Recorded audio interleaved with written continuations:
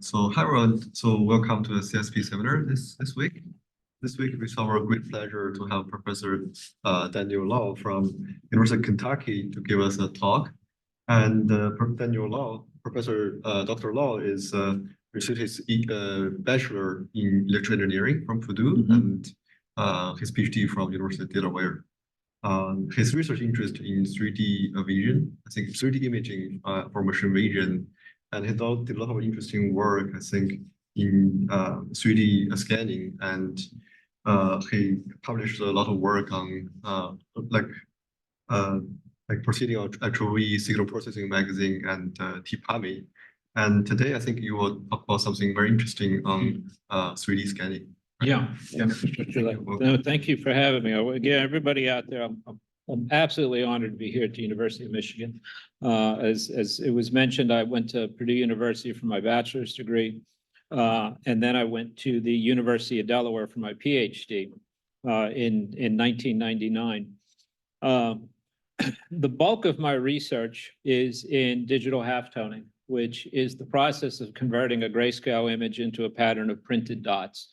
So this is essentially the essence of a print driver for a desktop printer, which doesn't sound very exciting, but it turns out in the case of label printers, these devices actually move 9.7 bytes with a capital B, the gigabytes with a capital G per second is how much data has to go through these devices. So it isn't just figuring out how to best distribute the ink, is you also have to do it very, very quickly. So it's a real computational challenge, which is why this sort of falls within the electrical engineering, computer science fields. But the structured light, while I've done a lot of halftoning research, and I still continue to do halftoning research today, my academic research has largely focused on 3D scanning. And it goes back to 2003 was our first publication. And when I say we, I mean myself and Larry Hasselbrook, another faculty member. We started collaborating from the day I started at the University of Kentucky in 2001. And what we did in 2003 is we published a paper, we developed this thing called composite pattern design. And what this is a single pattern that you project from a DLP projector such that a camera can see that pattern and it looks at how the pattern is warped onto a target object. And from that, it's able to estimate depth. And so in 2003, this was actually, I'm afraid this isn't a video clip. I'm not even sure that I still have any samples of the video from 2003. But this meant that we could take a single snapshot and reconstruct a 3D model of the scene. And so this was video-based or video rate composite patterns. And so this was down in 2003. Unbeknownst to us at the time, PrimeSense was working in the lab on their 3D image sensors, which became the the Microsoft Kinect V1 camera. So this was, largely this research was set aside after 2003. But it was a big deal at the time. It was actually picked up by MIT's Technology Review. And that was then repeated on a lot of websites, news websites after that. In 2009, we had our next big achievement, which was 3D fingerprint scanning. And what was going on in 2009 is, of course, this was of interest to National Institutes of Justice and the FBI. After September 11th, the federal government put out a mandate that all airports were going to require all 10 fingerprints be scanned in order for you to get through security, which obviously never came to pass. But if you were a commercially licensed truck driver, you needed to have all 10 fingerprints scanned as part of the process of getting your commercial driver's license. And so the federal government was very interested in being able to acquire all 10 scans in under 20 seconds. And what we did was we pitched a structured light scanner for doing fingerprints. And you can see right there is a quarter section of my fingerprint. It's actually my thumbprint that you see there on the side.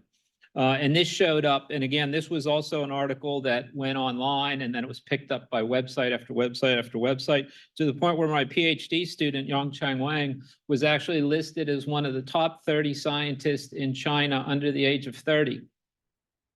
Okay, so he was getting all of the credit Okay, which is fine, It's why we get into academia in the first place. Now, 3D structured light scanners back then were few and far between. There is a handful of devices which are commercially viable based upon the same technology. No, they did not license our patent by any means. These are all done companies independently, but they do exist. So it hasn't been all for naught. The next thing we did was in 2010. And what happened with in 2010, it was my same group of PhD students at the time. Our research group was the very first research group to develop a structured light scanner that worked in real time. And what I mean by real time is the fact that this was a scanner that could capture a frame of video, process the frame of video to generate a 3D point cloud, and then display the point cloud on screen before the next frame of video.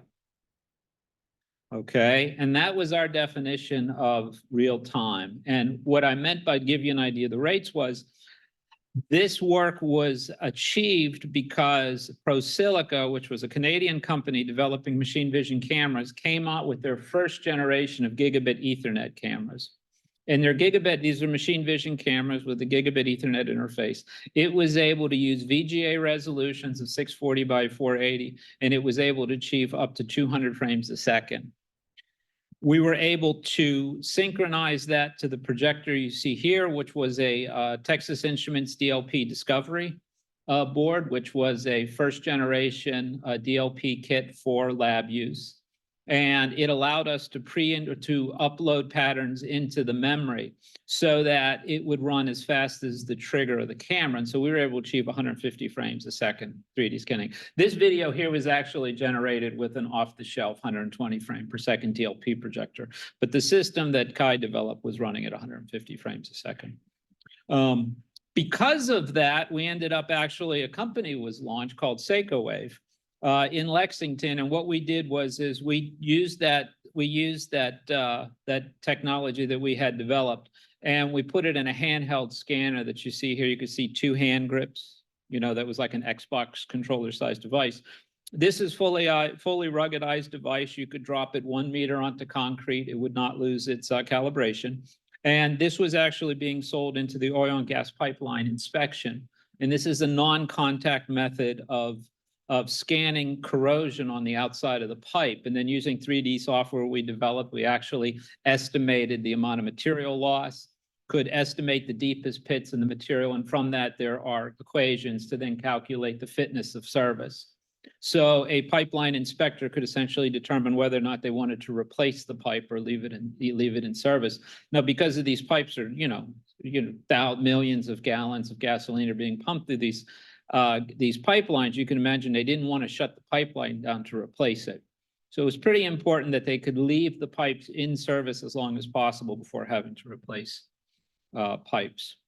Also, something that SeikoWave was developing was an intraoral dental scanner.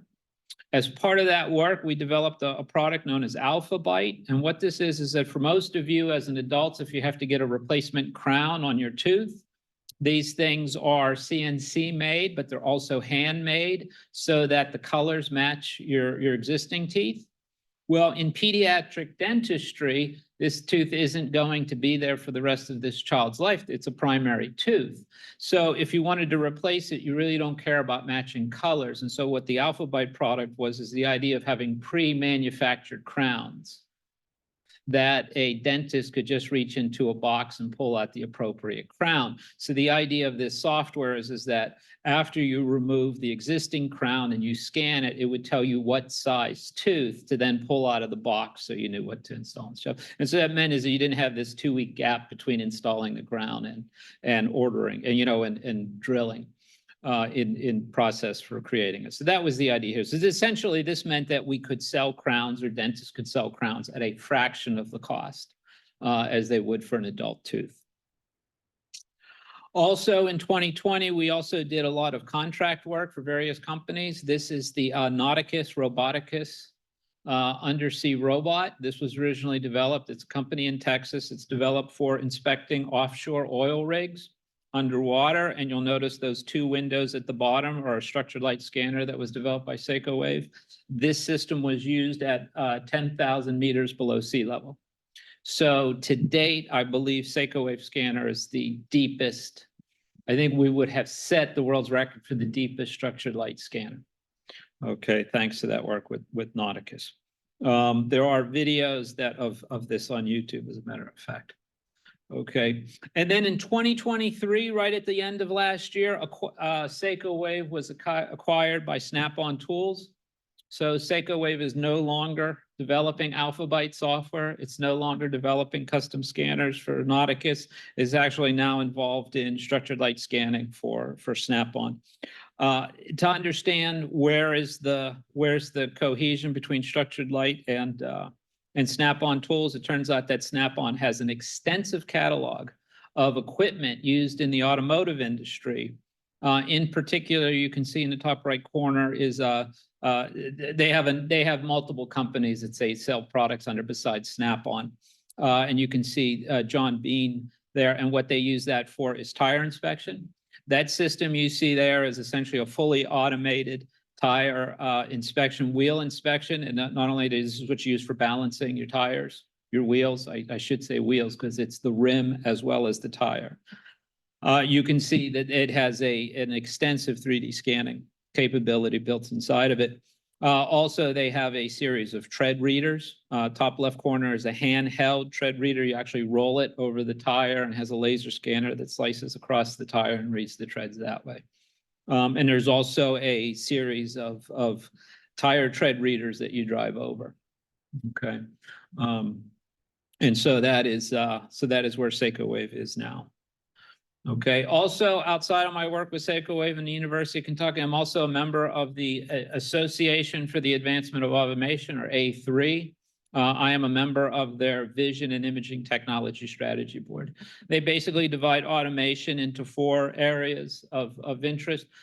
You've got motion and controls, you have robotics, you have imaging, and then a 4th one is artificial intelligence. Okay, they have since added a 5th board, which is devoted to education, which is essentially educating the next generation of workers in the automated motion field. And you'll notice I'm the only academic on the board right now.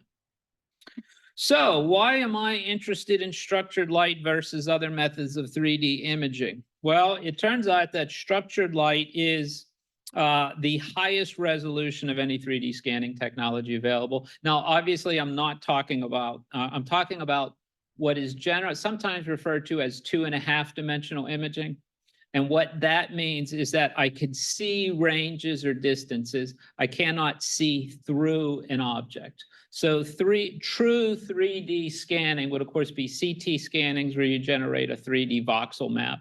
I'm actually interested in as far as, optical or image-based 3D reconstruction. Shown here is a plush toy. On the right, it's reconstructed by means of structured light. On the left, it's reconstructed by passive stereo vision. Okay, competing technologies would include time of flight, LiDAR-based imaging systems, and then one could argue shape from motion, which is sort of your static camera. There are benefits and disadvantages to those methods as well. So, but I would generally say that structured light is going to get your highest resolution. This is the one that's going to give you sub-millimeter, even down to the micron level resolution.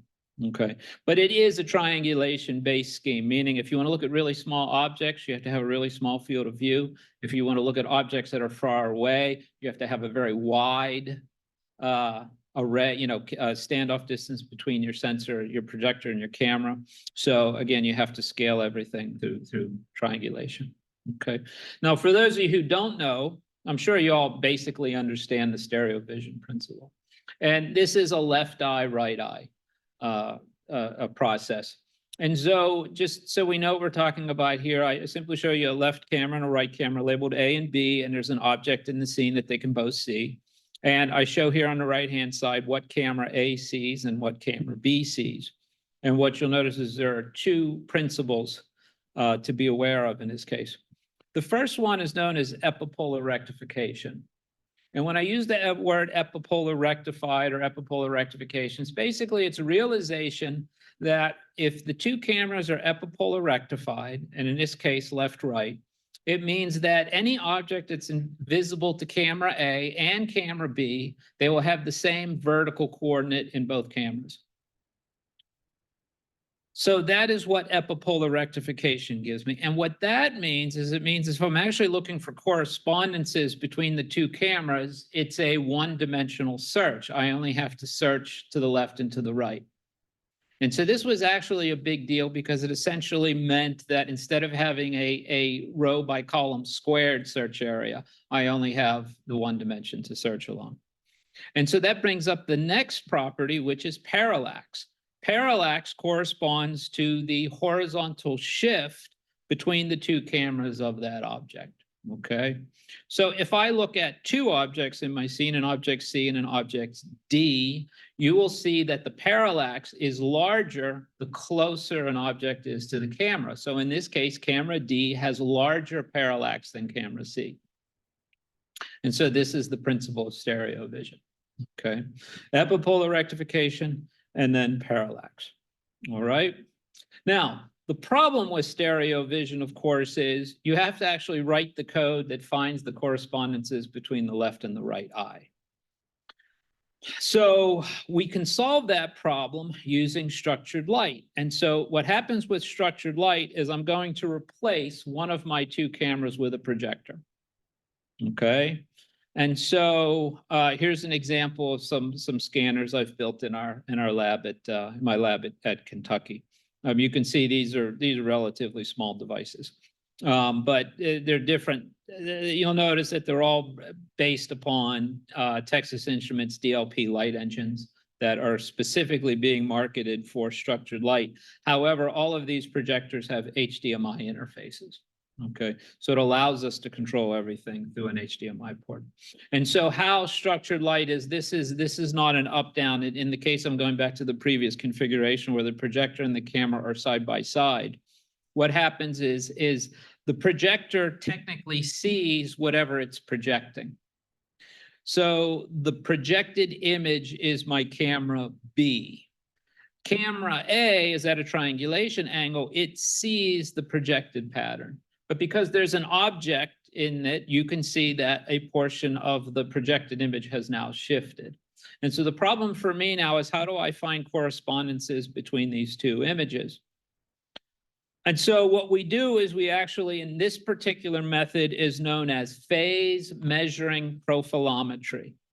Phase measuring profilometry. And what that means is I'm going to take a sinusoid and I'm going to shift it.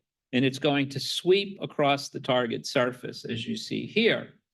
And so if I do that, I have two pixels in the camera's field of view that are marked by a red dot and a blue dot. You guys see that, right? And what I'm going to do is I'm going to plot the light reflect that those pixels see versus time, which is the plot you see on the left. And so what you see is even though I'm projecting a series of stripes, which look like they're moving left to right, they're not actually moving left to right. They're actually moving in time. It's just that the phase of each position changes along the pattern. So even though it looks like it's moving left, it's actually a sinusoid in time, which is why I plot the red and the blue pixel. They just happen to be at different phase positions within the projected pattern. And it's this measuring of the phase term, not the amplitude. I care about the phase. Go ahead. Phase would be very difficult to measure. What's that? Phase would be difficult to measure. Why? Even the sensors. Well, if I scan it in time like you see here, I just plot the pixel versus time. Here, let me show you. That's actually what's the next pattern. This is an example of that. Okay, so I'm showing you the projector is on the bottom and the camera is on the top, and the projector is projecting that sinusoid. Okay, again, it looks like the sinusoid is shifting in space, but it's not. It's shifting in time. The phase value of the projected image changes from top to bottom. That's why it looks like a stripe that's sweeping across the target. But the solid black line I show you, which is the center pixel within the camera's field of view, I am plotting the measured pixel value across the bottom. So as the sinusoid appears to be shifting, you can see that there's a single phase of a sinusoid in time that's being measured by the camera pixel. I think the point that the phase of the electromagnetic wave is extremely hard to measure, but the phase, this is really a phase. Oh, this is optical light. Right, this- Yeah. This is the amplitude that you're actually modulating, really, and then it's the phase of that modulation that you're recording, I believe. Do you agree with what you just said? Do you understand what you just? Yeah. Yeah. It's not, yeah, I'm not at the EM wavelength of light. I'm just turning the pixel on and off with time.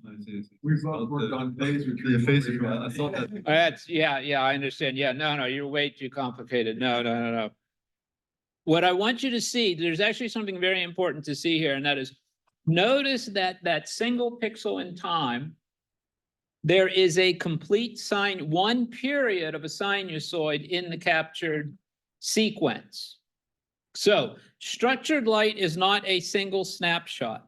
What we do in stereo vision is we take a single snapshot. We then match areas, windows. A window of pixels is then mapped to another window of pixels in the other camera.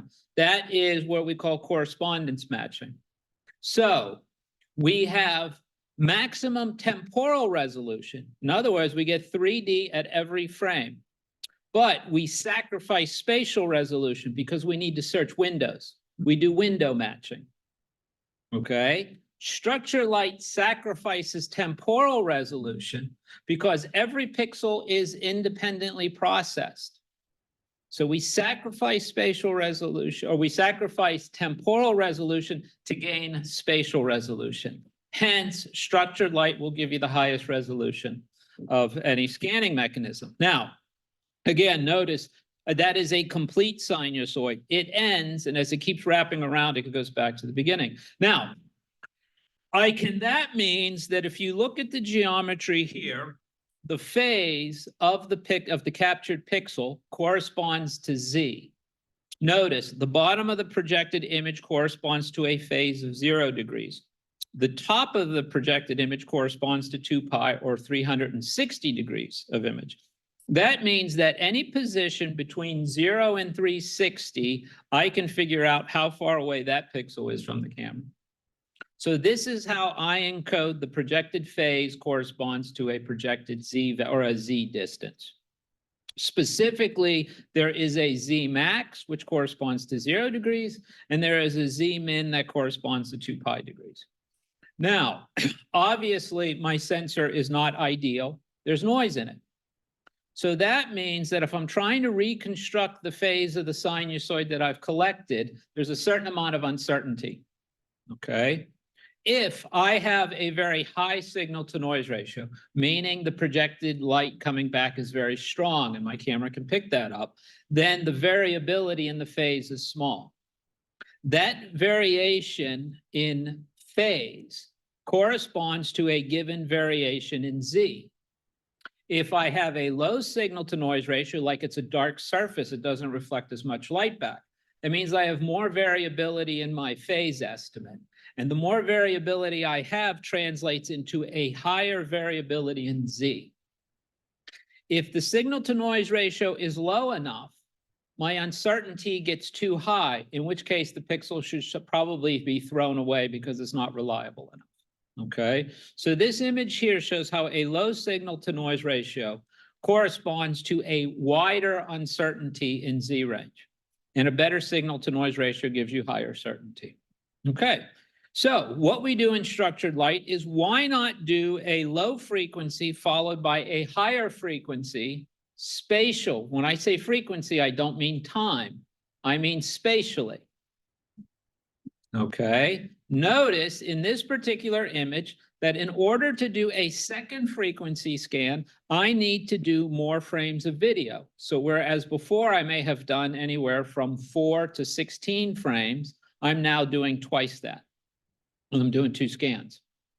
Okay, I have a low frequency, but also notice in the video recording, I still only have one period of the sinusoid along the time axis. you're seeing two scans. That's why it looks like two periods, right? But the point is for the low frequency, you get one period, and then for the high frequency, you get a second period. But you only get one period of the sinusoid inside of each of the component scans. So what happens here? Back to the depth is the fact that when I use a high frequency, spatially high frequency, meaning notice that I actually wrap 0 to 2 pi 4 times from the bottom of the projector to the top of the projector. So this is what you would call a high frequency scan. This is so you can see how it goes 0 to 360, 0 to 360, it wraps around. So for the exact same signal to noise ratio I had before, I have the same amount of uncertainty in phase, but because I wrap the phase around multiple times, the variability in Z is reduced by an equal factor. So while a single unit scan will have this wide pink uncertainty in Z, the same uncertainty in phase is only 1/4 of the uncertainty in Z. However, I've introduced a phase ambiguity. There are 4 possible Z values that correspond to a given phase value. So what we do is what's known as phase unwrapping, which is to say that we use the low frequency phase scan to determine which of the 4 phase values is the unambiguous reconstruction. So what we're going to do is we're going to use the Z value provided by the high frequency term, and we're only going to use the low frequency term for the unwrapping. So this is what it means to do phase unwrapping in structured light. So now you sacrifice temporal resolution even more. Even more for that extra one. So as a matter of fact, why don't I take this a little bit further and let me go to an even higher frequency? So this would be a low, medium, high frequency scan. Okay, again, this is called, now the first time we did it was called single frequency. Then it was called 2 frequency. Now I have 3 scans, so this is called 3 frequency scanning. Again, notice in time that it's a single wavelength of the sinusoid for each of the spatial frequencies. Okay. Here is a scan of an object in my lab using the three different frequencies that you just saw before. In this particular case, I'm not collecting 16 frames per scan. I'm only collecting 4. It turns out you need a minimum of 3 per frequency. Okay. This is the phase images reconstructed from those scans. And you'll notice a difference between low frequency, mid frequency, and high frequency. And after we do the unwrapping, this is the gradient in the Z value, okay? So the uncertainty in phase is the same regardless of the frequency, but because in the highest frequency case, the translation to Z is so much smaller, I reduce the amount of noise by a factor equal to the frequency. So you can see how bad a single frequency scan would have looked versus a mid-frequency scan versus a high-frequency scan. Okay, so that's why we use high-frequency terms instead of low-frequency terms. And give me 1 second. I assumed I was getting power over this connection. I see now that I'm not. That was my mistake for not double checking. Is there a socket? Yeah, right. Where is it? Yeah, number 1. Oh, right here in front of me. Got it. Okay. All right. So that is what we do in structured light with 3D scanning. Now, the obvious question is, why didn't I just go from low to high? Why do I go through the intermediate frequencies? Well, it turns out that if you go back, if you look at the uncertainty that you have between the first and then, well, if you look at the uncertainty in phase in your first image, these bands have to fit within the range of 0 to 2 pi. So as you'll notice, I can fit 4, maybe just under 5 without overlap. That means the most I can go is 4 3/4. So I can't go 1 to 16. I got to go 1, 4, 16. Maybe I could go 1, 5, 25. Okay, but it's that uncertainty in the lowest frequency that dictates how many how high of a frequency I can jump to the next one. Okay. That's if you want to decode it, every pixel independently. Of course, there's relationships between neighboring pixels. Oh, yeah. But no, for every, right. Well, you make an estimate. What's my expected? But you also have that threshold. You say, oh, if I'm below this SNR, the pixel, don't throw it away. And if I'm above it, keep it. And that's one of the filters that you put inside there, right? And so a good example here is notice that behind the mannequin's head, there's no light that's totally reflective. So that's just totally good. So I would throw that away because I don't get a strong enough signal to noise ratio. Yeah. And so that what happens. Now, let's talk about what's actually happening in the Fourier domain. Okay, and this is where we one of our, like I said, where we first hit high speed, was there was a realization that if I look at in this case, I have 8 frames of video. If I said there was one sinusoid along the time axis, well, that's discrete time, so that's x of n. If we were to take the discrete Fourier transform of that in the time domain, it turns out that you would only see 3 non-zero coefficients. The k equals 0 coefficient is the mean value. That corresponds to ambient light. The sinusoid that we're projecting is on the k equals 1 coefficient. So I say there's your carrier frequency. Okay. All the other coefficients are 0. All right. Well, what my student Kai realized is, well, wait a minute. Can I take some of the power? Can I take that carrier frequency and split it into 2 carriers? Now, when I do this, remember, there's only so much dynamic range in the projector. So I could split that single cosine into 2 cosines along the time axis, except instead of having a magnitude of 1/2 of the projected dynamic range, I have to do it as a quarter. So I got 1/4 cosine plus 1/4 cosine. The first cosine is on the k equals 1 coefficient, or it's 2 pi divided by the number of frames. And the other one is 4 pi divided by the number of frames. So by doing that, I can project 2 sinusoids at the same time. And that is where we came up with, as you can see here, is we've got 2 sinusoids split on 2 of them. One is a low frequency pattern, the other is a mid frequency pattern, and we can project those simultaneously. Okay, we could in theory go to a third pattern. The problem is that you're reducing your signal to noise ratio by a factor of 3 now. And so we determined that losing half of it was bad. Losing a third of it was, or you losing it, reducing it down to where it's a third, you lose too much signal to noise ratio to do that. Okay, you could do it, but as I said, you lose signal power. So you have to think about that. So you end up increasing your noise. So, good. When you have multiple sinusoids, do they have to have the same amplitude? No, you could shift them around, but at the same time, you need to be able to make that jump to the next frequency, because of the unwrapping. Yeah. So we haven't found a situation where we didn't use equal amounts, but yeah. But here's the idea is that you have what we know as dual frequency. Remember, it's not 2 frequency, because we're doing both at the same time. We call it dual frequency. If we did 3, we would call it tri-frequency. So it's single frequency, 2 frequency, 3 frequency, or it's single frequency, dual frequency, tri-frequency. Okay. Again, we get the same result, but we do it in half the number of frames that we needed before. And that is actually what was going on in this particular frame. This is a dual frequency scanner. Okay. And so what you're seeing in this particular case is I'm illustrating the high frequency term of the 2 patterns, but this is a dual frequency scanner. Okay, and so this is how we achieve the 150 frames a second. All right. Now, here's something that we found interesting looking at the frequency domain. And one of the things we said was, well, if I look at K3, 4, and 5, I'm not doing anything with them. So they should be zeros.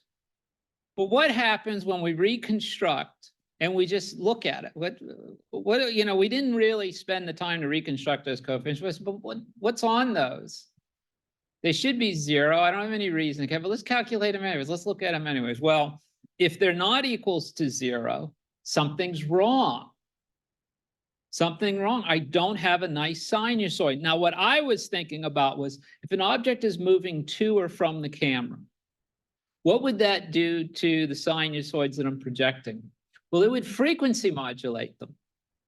And I thought, well, that means there's gonna, what used to be k=1 will be on k=2 or k=3 and so on. Turns out, no, it's actually a lot harder than that. What happens if you have something moving is the frequency does go, but it goes to a fraction. And you have a problem that you have an audio signal problem, which is pitch detection. When you don't have enough samples in time, then a pitch could land between frequency samples in discrete space. And in pitch detection, signal or audio signal processing, try to solve that problem. Well, that was too complicated there's not enough frames of video to do that here. So what we did notice is that if there is energy on the 3, 4, 5 coefficient, it is because an object is moving, or it's oversaturating the camera, or it's undersaturating camera. You got a cosine that's cropped at the top or cropped at the bottom. Regardless, we cannot get a reliable phase estimate. So we determined that if you detect energy on the coefficients that should not be there, then the pixel is in some way compromised, and it should actually be deleted. And so from that, our robustness to motion artifacts was greatly improved by simply throwing away those particular pixels. And so that was an innovation that we added as well. Dual frequency also meant that we could have separate carriers entirely. And so we introduced the idea of dual projectors. So we can now have multi-projector structured light scanners where each projector is on its own K DFT coefficient. So in this particular case, we're able to have a mid or even a high frequency projector and a low frequency projector. The advantage to this system is you no longer have to sacrifice signal to noise ratio on your projected light, because you have two projectors. So it gives you 8 bits on one display, 8 bits on the other, as opposed to trying to cram two sinusoids in a single 8 bits. And so that's what we achieved with this particular scanner. And moving on, another topic, and of course I won't be able to get through everything, but I would like to touch on this one. This is the one that was recently published in PAMI. This is the notion of bimodal multipath. And so what happens in bimodal multipath is, if you look at this step edge, you can see there's there's a piece of foam board in front of a background surfaces. And so there's a step edge in the 3D scan in the center of the field of view. That means there's a certain number of pixels that go right on the edge that see both a background surface and a foreground surface. And those are two different phase values. And it could be anywhere from 100% foreground to 100% background. There's that transition region, right? So what we did is looked at the remember I was telling you about the magnitude? We don't normally use the magnitude of the incoming light. But one of the things that I suggested at the time is that the foreground portion of the pixel and the background portion of the pixels are two separate sinusoids. And they are going to either constructively or destructively interfere with each other. So what we did is we looked at the magnitude of the returning light as a function of the spatial frequency. Spatial frequency is the number of sinusoids across the projected image. So what you're seeing here is the magnitude of the reflected light, the signal to noise ratio of the returning light, whereas the horizontal axis is the spatial frequency. And so what you naturally expect is the modulation transfer function in the projector limits the highest frequency of the light coming. It blurs it. It's defocused, right?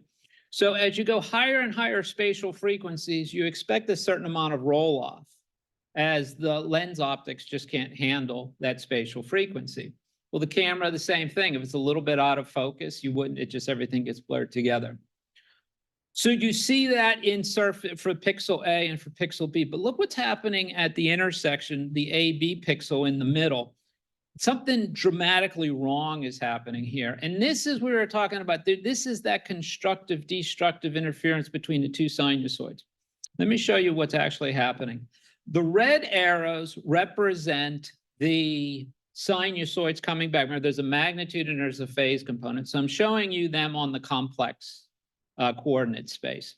And so you see the two red arrows. One is the foreground, one is the background. The pixel that actually gets observed by the camera is a linear combination of those two. So on the image on the left, you can say they're almost in the same direction. And so add the two together, you see constructive interference. The actual measured pixel is greater in magnitude than either of the two. And all that is the sum of the two vectors. As the spatial frequency increases, those two red arrows rotate at slightly different angles. And when they do that, eventually that blue arrow gets shorter, and to the point where at certain spatial frequencies, the foreground and the reverse destructively interfere, and the blue line gets as short as it does. So we worked out the math and actually calculated that depending, you end up with, if you plot the magnitude of the observed pixel versus the spatial frequency, it is a cosine function with no phase, a cosine function. So if you can measure the if you can fit a cosine to those measurements, and you can measure the amplitude and the frequency, and in particular, frequency corresponds to the phase difference between the two pixels. If you can do that, you can actually reconstruct both arrows. Okay, you can reconstruct both arrows. So here's a video sequence we put together of a target object. This is a dental mold. Before they had digital dentistry, you guys remember, you know, the Dr. Fesser and I remember they stuck a casting putty in your mouth, and it sort of went back into the throat. It's pretty awful, right? Then they take it out, and then they pour plaster in it, and this is what the mold looks like. Okay, so, and then they used it, and that's how they 3D scan that at the lab. This was before they just stuck the scanner in your mouth. This is how we used to do it. So this one of these things for. What we did is we structured light scanned this thing with one of our scanners, and what you're seeing is you're seeing the measured SNR, the magnitude of the returning sinusoid, versus frequency. So I'm increasing the frequency one at a time. You know, there's one sinusoid, two sinusoids, and I'm increasing it, and you're seeing the destructive, constructive interference at the edges of the tooth, everywhere there's a step edge. And so from this video, you can clearly see where the edges of the tooth are most visible. Okay, by that ringing, and right there on that, above that cut, that tooth right there is really where it's most obvious.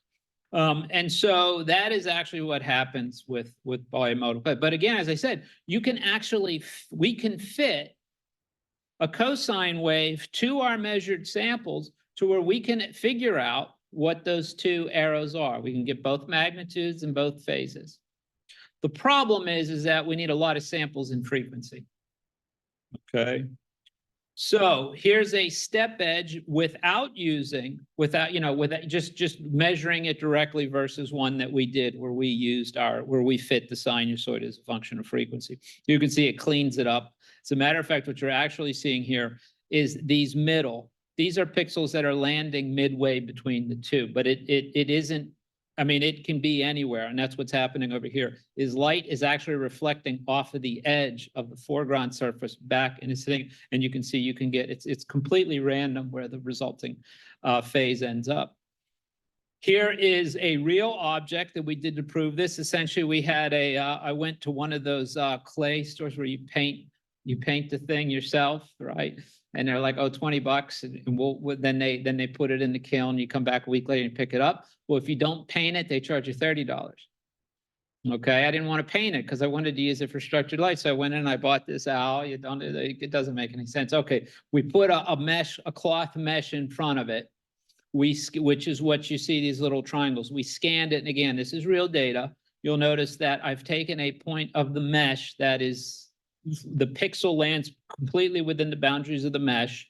I got a piece of the porcelain in the back, and I also picked a pixel that was on the edge of the mesh. And this is real data across the bottom. You can see the A and B data are reconstructed, and then you have the AB, which is a combination of the foreground and background. You clearly best fit the sinusoid to it, and that's what we got. This is the reconstruction, is the number of frequencies. If I used 5 frequency scanning, you can see how many of, I mean, this is devastating. It's absolutely unscannable based on what you see. And it's not a question of looking at the signal ratio of the light coming back. Multi path pixels can very well have very strong signal SNR ratios depending on which frequencies you pick. So when we went up to 8 frequencies and we fit, you can see we can almost get it completely gone. By the time we went to a 20 frequency scan, there's essentially no bimodal multipath at all. And what I want to be clear is, again, is that we're reconstructing both surfaces. We actually get 2 pixels on a step edge. We get both the foreground and the background pixel. It turns out that we do pretty good when you get about 50%, but when it's like 90% one surface and 10% of the other, the 10% is not reliable. So we typically throw that away. And so, yeah, we did some beautiful. So yeah, so that, like I said, was recently published in the PAMI paper. Now here's another thing that we do in my lab. It's really exciting. And that is, as I imagine, if you're going to try to get micron level accuracy, you obviously want to do a really, really good job with calibration. Well, a lot of camera calibration and a lot of camera and projector calibration pretty much follows along with the OpenCV calibration, which means you hold the checkerboard and you wave it around. One of the problems with that particular method, as you may know, is the fact that the entire checkerboard has to be visible to the camera, right? And so if your checkerboard can't get close to the edge of the camera, because if it does, the checkerboard might go outside the visibility, in which case the software doesn't work because it has to see all of the corners. So there was a work done, there was something called CalTag, and now you think about the April tags and like, where essentially they put a binary code inside the checkerboard, and we absolutely use that. And that allows us to get every single pixel can be individually calibrated. As a matter of fact, that is both projector light and camera pixels. What I want you to see is how we actually do this. We have printed the calibration pattern onto a piece of paper, which is then laminated to a piece of acrylic face down, and we simply put an LCD panel on the opposite side. And what this allows me to do is, if I put the backlight on, I can see CalTag, which means I can calibrate my camera. It turns out that if you have a textured surface, when you're calibrating the projector, the multipath issue shows up. If you have a portion of a pixel which is half black and half white, it means the portion that's white, the phase value there will dominate the entire pixel. So you literally see the edges show up in these phase images. And so we had to eliminate that as we were doing the calibration. So the way we did that is by doing this particular process. Now, what's interesting about this is we essentially take the CalTag pattern and we have it on a rail system. And what that allows me to do is generate very dense tensors. As I do a scan, the CalTag defines an XY position, the plane. And so for every single pixel, I can calculate an XY coordinate. Okay, because it sees the CalTag pattern. But I also know the Z coordinate of the CalTag. It's on a rail system and it sweeps through the scan volume. So at every, I've drawn it here, as you can see, as voxels.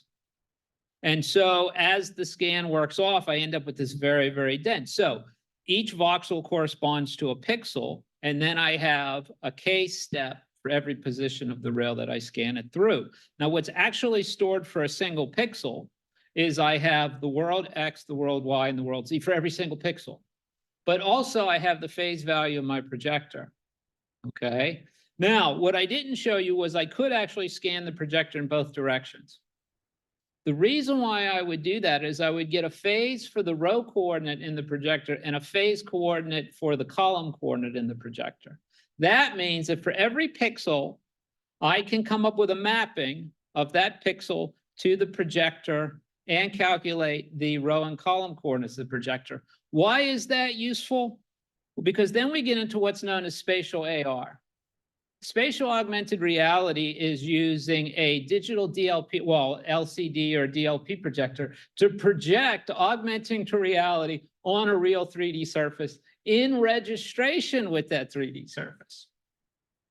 So what I'm able to do is I'm able to replace structured light with a time of flight Azure Connect sensor or similar RGB depth sensor that does scanning in the near IR range. And I'm able to take the depth values from that camera and map them directly to row and column coordinates in the projector. I'm then able to use my graphics card to take an image and warp it so that when it comes out of the projector, it comes out in registration with the object. Now, if you look online for the University of California, Davis, they have something called an augmented reality sandbox. And in that particular system, it takes 5 seconds for the projected image to update based upon what the kids do in the sand. With my system, it's 1 frame of RGB depth video, which is a 1/30th of a second. And so we have the world's only real-time augmented reality sandbox. Okay, so you can see as the kids are playing with the sand in real time, we update the projected image. And what we actually do is take the depth video and I run a modulo 10 on it, which means it's in millimeters. So every 10 millimeters, it goes from black to white, then it flips. And so it creates that zebra texture. Actually, I'm looking, it goes white to black, white to black, white to black. Isn't that slick? We have an engineering day when all the little kids show up, okay? My sandbox, you'll notice it's also one of the world, this box is actually 8 feet wide by 4 feet, 4 feet wide by 8 feet long. No, I'm sorry, it's 4 by 6, 4 by 6. 4 by 6. It's also one of the largest. But look, I mean, oh, the kids love it. They walk by because we're in this little hallway in civil engineering. They walk, what's this? And they come up, and I'm telling you, they absolutely love this thing. This thing is the best. Okay, so how are we okay on time? I should what? We'll do 5 and just feel free. Keep going. I can keep going. Yeah. Okay, great. I'd love to. Yeah, time. So, another research problem that we had to look at is when you go at high speed. So yeah, changing gears back to structured light. One of the problems you have, DLP kits are great because Texas Instruments sell them. They sell them specifically for structured light applications, not just for projectors. Of course, you have an Epson projector. Epson is actually an LCOS panel developed by Epson. The Texas Instruments DLP chip is a bunch of little tiny mirrors. You guys familiar with this? Yeah, you are. You familiar with DLP? No idea. Okay. It's a micro mirror. It's a micro electromechanical machine. And what it is, it's a little mirror on a little pivoting yoke. And what they essentially do is the mirror is in one of 2 positions. Okay. Then they have light. Light comes, hits the mirror, and the mirror can either reflect the light through the lens onto the screen, or it projects it into a black box where it does, okay? So what you're able to do is binary images are on screen. But if you flip them back and forth fast enough, your eye blurs them in time, and your eye, which runs about 30 frames a second, makes it look like continuous shades of light. Then what you do is you have a color filter on a wheel that cycles from red, green, blue, white, red, green, blue, white, red, green, blue, white. So the projector actually projects red, green, blue luminance, red, green, blue luminance, red, green, blue luminance. And that's how it generates color images on screen with a DLP chip. So here's a close-up of what the mirrors look like, 2 mirrors on that particular device. They are complicated.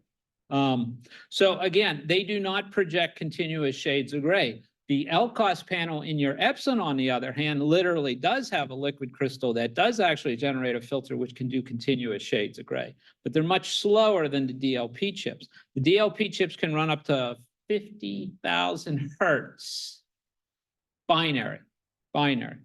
Okay, so if you want to project, it actually turns out that what happens is that if you have an 8-bit display, the image is broken up into 8 binary patterns, except I hold one pattern on for 128 cycles. I hold the next pattern for 64 cycles, and the next pattern for 32 cycles, 16 cycles. When this corresponds to 8 bits, right? The least significant bit is 1 cycle. The second bit is 2 cycles. The next bit is 4 cycles up to 128 cycles for the most significant bit. So a condone image shown on top, I could, under ideal thing, turn into a binary, but because I have to do this discretization to 8 bits, you end up with the binary pattern across the bottom.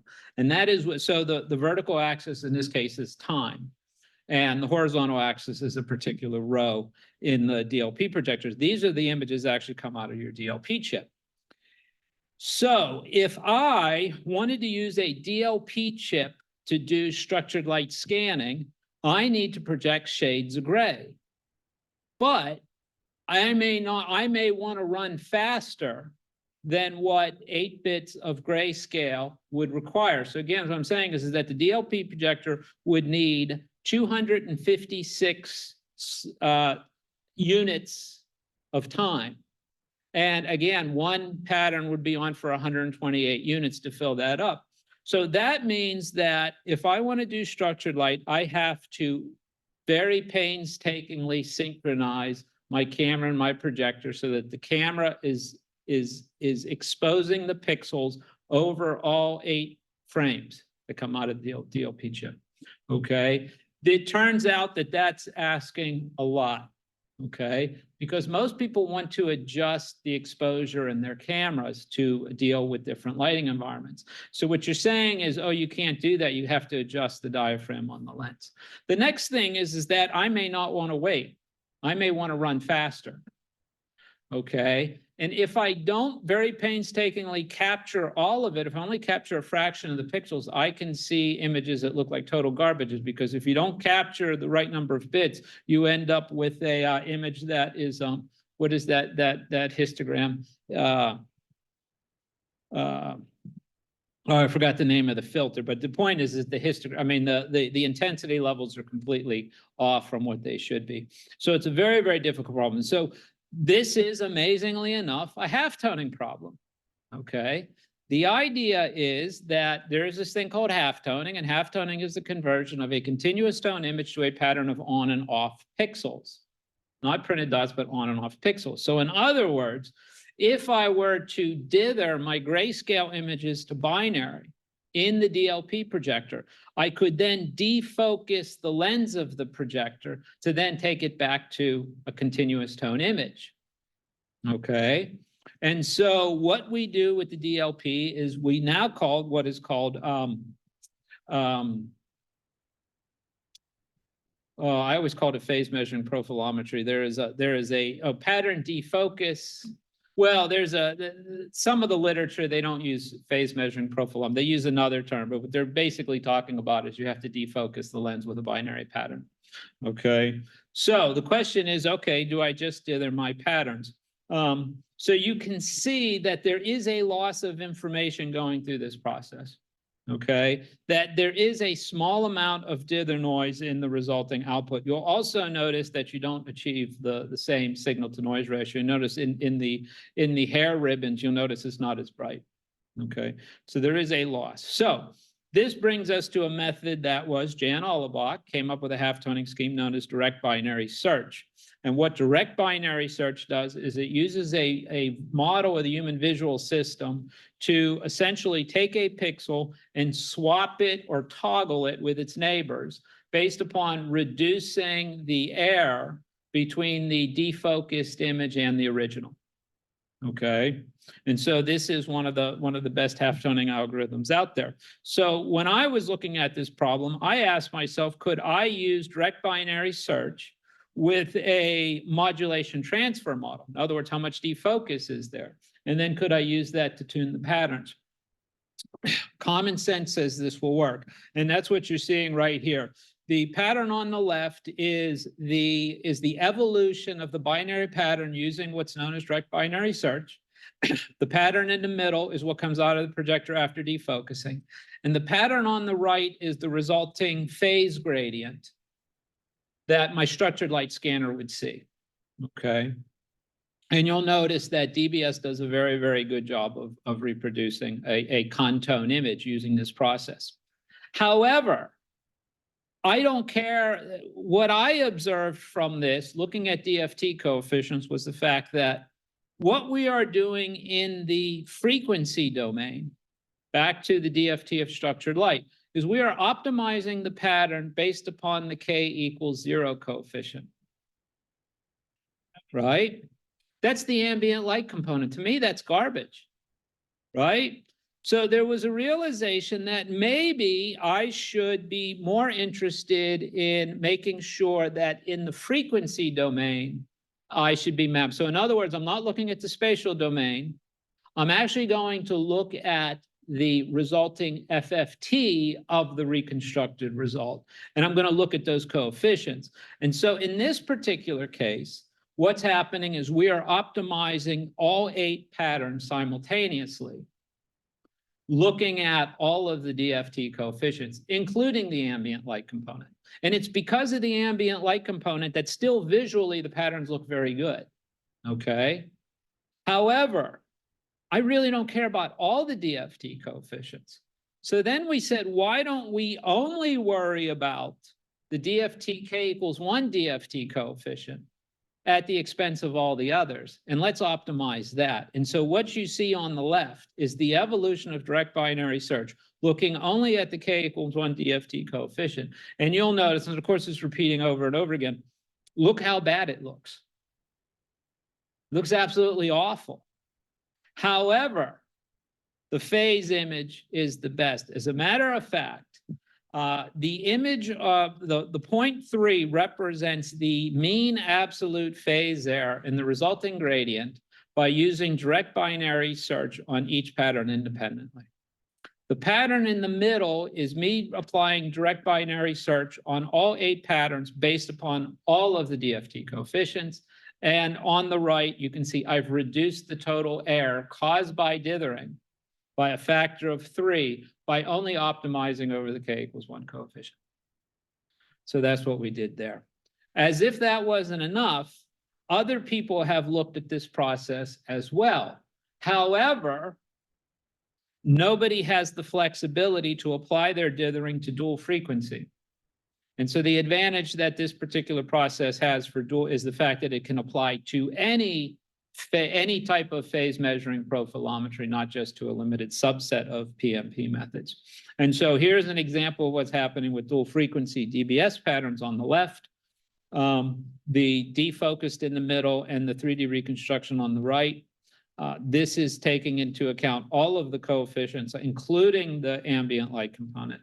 And then this is only looking at the 2 coefficients that correspond to phase-bearing sinusoids.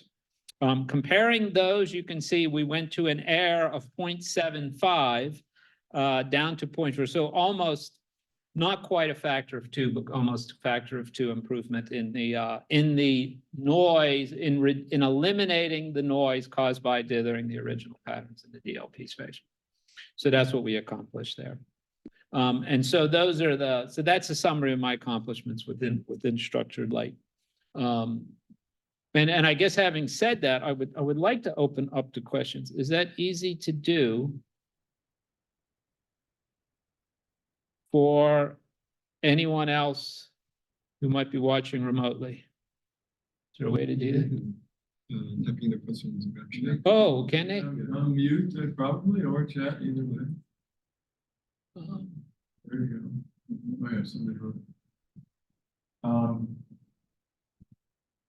So if I could ask a question here. Yes. So if I understand correctly, all the processing you're doing is pixel by pixel. Mm-hmm.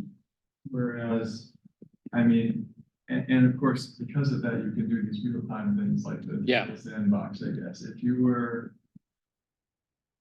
not so interested in real time, but wanted the best step estimates possible or whatever, couldn't you use relationships between neighboring pixels, kind of some sort of regularization or something like that? I would sit there and say, you're talking about denoising it. Certainly you could. Yeah, I wouldn't know. I mean, we'll say one thing. The multipath, okay, is not in real time. Oh, Um, it takes longer. It definitely takes a lot more because you're fitting it. Well, first off, is you've got 50 frequency scans, right? So the amount of time it takes to actually collect the data is forever. Actually fitting the cosine. First time we did that, I think it was exhaustive search. We did the paper that got published in PAMI is we fixed that.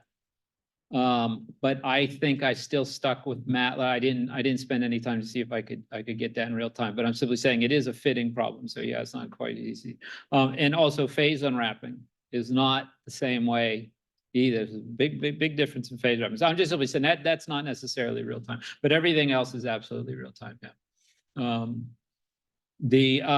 Something that we didn't talk about is of course the handheld scanner that Seiko Wave developed. That actually runs at 800 frames. Give you a time, is that runs at 800 frames a second. It only uses like 30 rows of pixels, and that thing actually works allows you, because of the speed we're running at, that allows you to sweep across the target surface. Yeah, because otherwise the scan areas are about the size of your hand.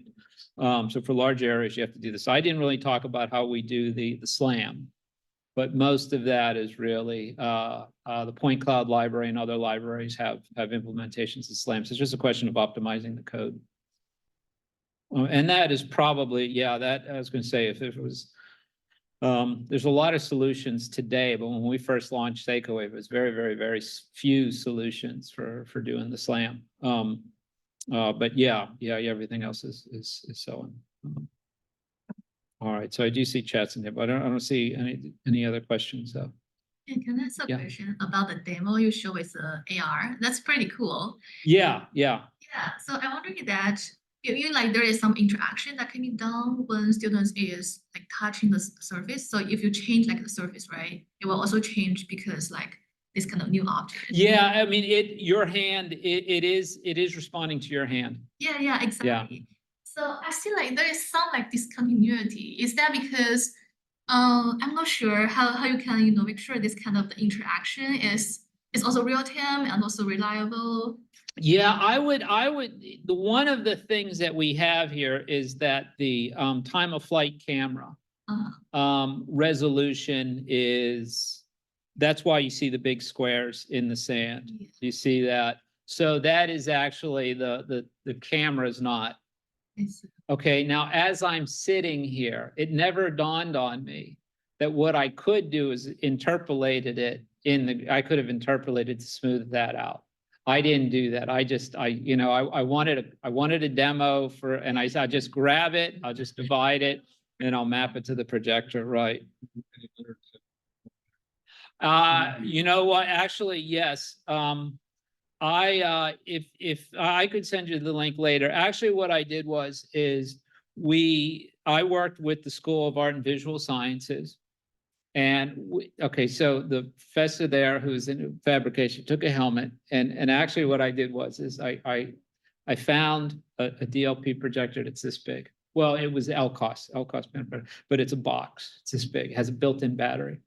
And then I took Intel short range SR300, which is a time of flight webcam. No, that's a structured light webcam. Put the two together, and we built what I called, which is digital face paint. So what I did was I used OpenCV has the facial feature tracking. You get a face image, and I come up with the facial feature there. Then I have the facial features of the subject wearing the face paint, and we actually project the mask, and it warps. There's videos of that on YouTube. It's University of Kentucky School of Art, SAVS, SAVS, School of Digital Face Paint, and you might also have to include, University. I think if you hit those terms, it would come up. You could type it around, just see what comes up. But yes, there was Siavash, the faculty member at SAVS. He put the videos on, and they are really cool looking. I should put them. I have other versions of this presentation where I put those pictures in there.